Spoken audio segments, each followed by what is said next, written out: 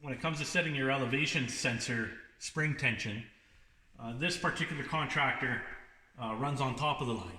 So he doesn't need any tension whatsoever to bring his sensor down. Gravity will do that for him. Now, for companies that are running underneath the line, we'll reverse the tension here.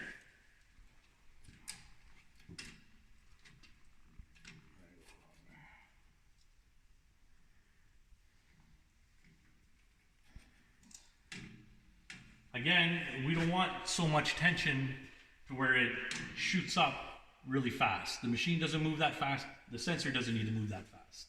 And having too much tension, especially when you're running underneath the line, or even when you're running above the line, if you have too much tension on that spring, it'll push down on your string line, creating a wave in your curve, up and down. So we want to adjust this tension.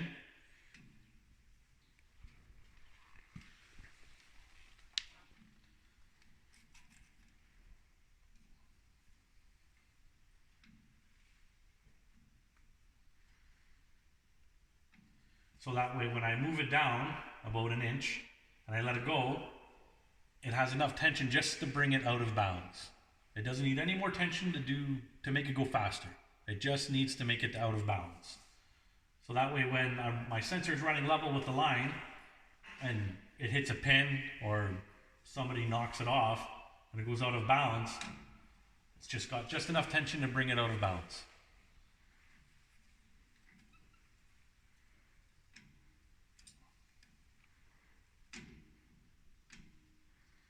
And again, because this contractor runs on top of the line, we've reset the spring to his settings.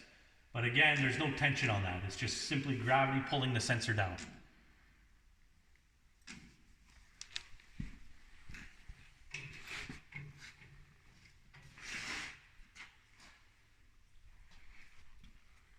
Oh, Jake, you're getting a freebie here.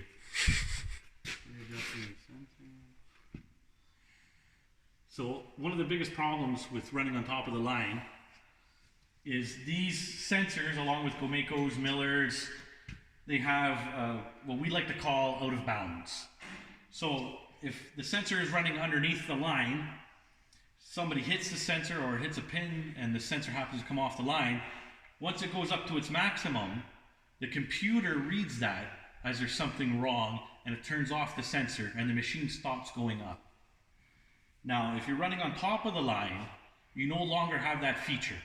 If your sensor comes off the line, somebody's hit it, and it drops, your machine will keep going into the ground. So you have to pay attention to that.